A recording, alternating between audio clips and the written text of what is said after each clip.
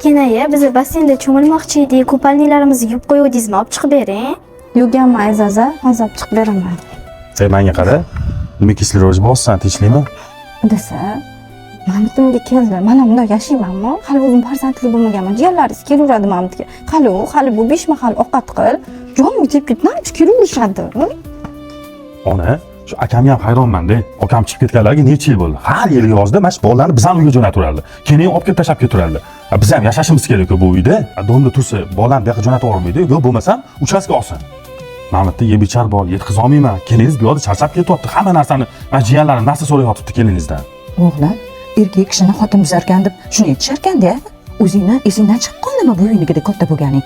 Bolalar shunaqa bo'ladi. Yoshligida tog'asinikiga, xolasinikiga, buvsiniga borgisi keladi-da. Bola, shuni ikki quloqim bilan eshitdim. Men bormay, meni orqamdan keladi. Men o'lib ketgandan keyin xavotir olmagin. Sani uyingga it ham kelmaydi.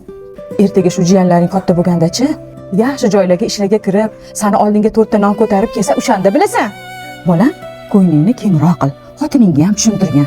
Arzimagan narsa deb jigarlarning o'rtasiga sovuvchilik tushmasin. Bolam, qo'y endi unaqa qilmagan. Uni to'g'ri aytyapsiz. Shuni o'ylamanman. Jiyanlarimni chaqiring, keliningiz bilan akvaparkga borib aylantirib kelaman. Cho'miltirib maza qilib kelishadi. Baraka top bola.